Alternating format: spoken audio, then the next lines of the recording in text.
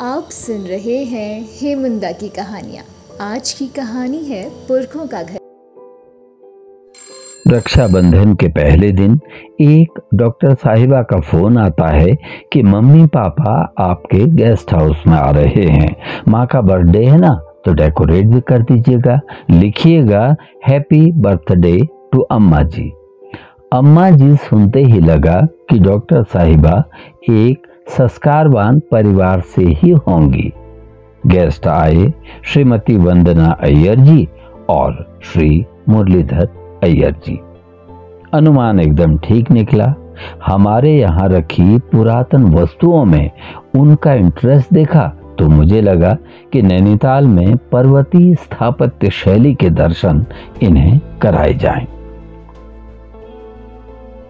मैं उन्हें लेकर सीधा तल्लीताल पहुंचा। तल्लीताल का रिक्शा स्टैंड एक भव्य पर्वतीय स्थापत्य शैली का जीवंत नमूना। पत्थरों की कटाई, लकड़ी की नक्काशी, बहुत ही आकर्षक कृति को देख करके वे गदगद हो गए। कहने लगे कि जरूर किसी पर्वतीय भूभाग के सुदूर ग्राम प्रांत में हमें जाना चाहिए और पर्वतीय स्थापत्य के दर्शन करने चाहिए। मैंने कहा चलिए, फिलहाल तो नैनीताल में ही इन कृतियों का आनंद आप लें। उन्हें लेकर धीरे धीरे मल्लीताल की ओर हम आए। रास्ते में यानी माल रोड में पर्वतीय स्थापत्य शैली के छोटी छोटी कृतियों के रूप में कुछ मकान खड़े थे।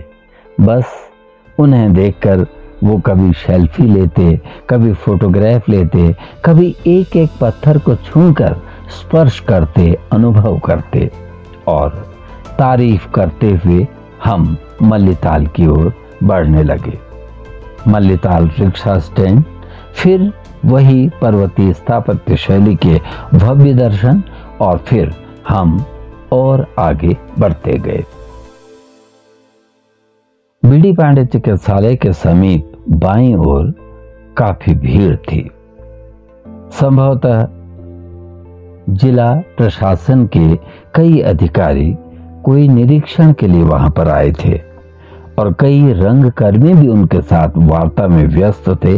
रन टू लिव संस्था के श्री हरीश तिवारी अंतर्राष्ट्रीय धावक संभवतः रेस से संदर्भित किसी योजना के विषय में जिलाधिकारी महोदय से बातचीत करने वहां आए थे।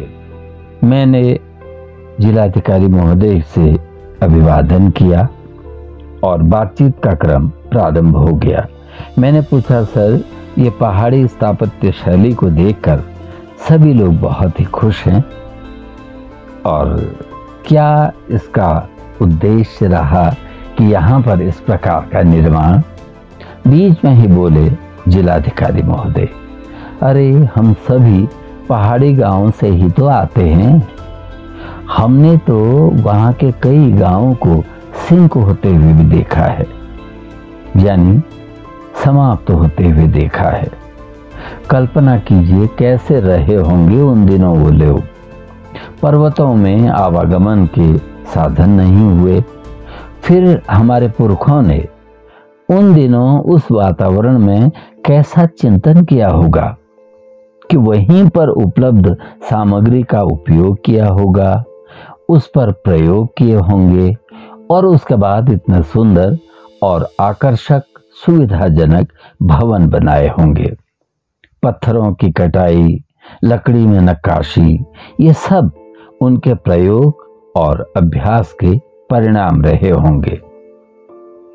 उन भवनों को बनाने वाले शिल्पियों का भी तो सम्मान होना ही चाहिए। मैंने अय्यर दंपति से कहा कि इस ओपन एयर थिएटर का नाम BM Shah open air theatre है। प्रश्नवाचक दृष्टि से उन्होंने मुझे देखा। मैंने उन्हें बताया कि BM शाह नैनीताल के एक रंगकर्मी थे। NSD में ही उन्होंने पढ़ा और वहीं पर वो निदेशक भी रहे। कई ख्यातिलब्ध नाटक उन्होंने किए। त्रिशंकु और तुगलक जैसे नाटकों में उनकी नाट्य धर्मिता को लोगों ने देखा, उनका लोहा माना। बहुत सारे संस्थानों में उन्होंने नाट्य निर्देशन किए। भारतीय नाट्य अकादमी में, श्री राम सेंटर में बहुत ही जाने माने चर्चित कलाकार रहे। फिल्मों में भी उन्होंने काम किया और उनको सम्मान देने के लिए इस ओपन एयर थिएटर का नाम BM Shah open air theatre है। अच्छा, गर्मियों में नैनीताल के NSDN है ना, इदरीस मलिक, और बहुत सारे रंगकर्मी यहाँ पर मिलकर नाट्य प्रस्तुतियों का आयोजन करते हैं। अय्यर जी बोले, इस प्रकार की कृतियां सिक्किम और लद्दाख में भी हैं, लेकिन एक बहुत ही छोटे सीमित इलाके में दिखाई देते हैं। लेकिन यहाँ तो स्थानीय वास्तुकला की भव्यता स्पष्ट दिखाई दे रही है। पूरा नगर ही उसी कला में इस समय रंगा है। एक सज्जन बोले कि नैनीताल भारत का वो प्रथम नगर हो गया है जिसमें इतने भव्य तरीके से, इतने बड़े क्षेत्र में इस पर्वतीय स्थापत्य शैली को दर्शाया गया है। मैंने कहा, बिल्कुल ठीक कह रहे हैं। तभी अचानक आदरणीय गर्ब्याल सर बोले कि जब 1839 में पीटर बैरन यहाँ आए और उनके आगमन के बाद ब्रिटिश सेटलमेंट हुआ। ब्रिटिश सेटलमेंट के बाद यहाँ ब्रिटिशर्स ने गॉथिक वास्तुकला के भवन बनाए, जो स्वाभाविक है, उन्होंने गॉथिक वास्तुकला के ही भवन बनाने थे। राजभवन, सेक्रेटेरिएट जो 1900 में तैयार हुए थे। अब जो भी पर्यटक यहाँ आते उन वास्तुशैली के बहुत ही दीवाने हो जाते और चर्चा गॉथिक वास्तुकला की ही होती रहती। पर्वतीय शैली के भी दर्शन इन पर्यटकों को होने चाहिए।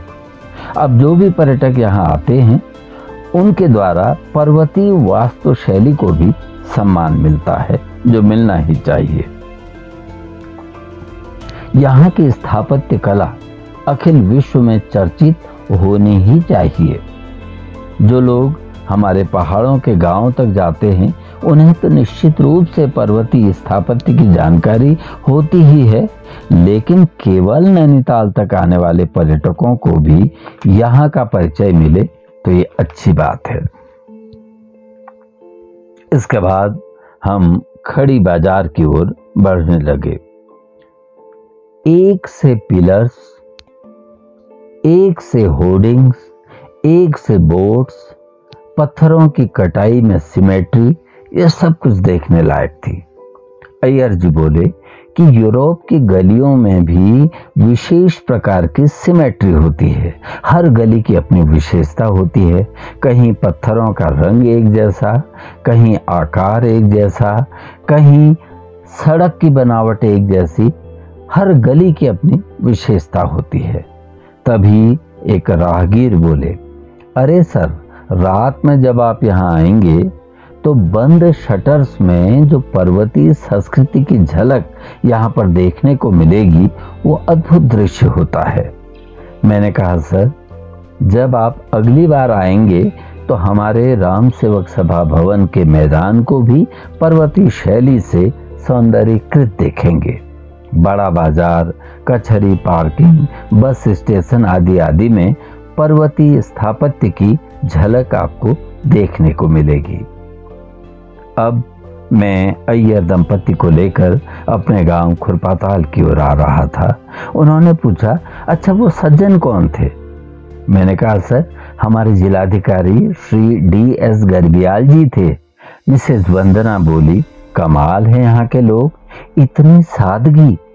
कल जब आपके यहाँ पवनदीप राजन की फोटो देखी तो हमने उनके गार्जियन से बात करने की इच्छा जाहिर की तो उनके पिताजी श्री सुरेश राजन जी ने कितनी सौम्यता के साथ कितनी लंबी बातचीत हमसे की।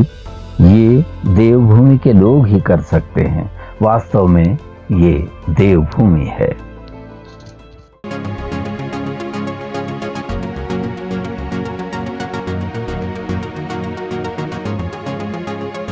मन में उमंगे भर दे, मन को तरंगित कर दे। मन में उमंगे भर दे, मन को तरंगित कर दे।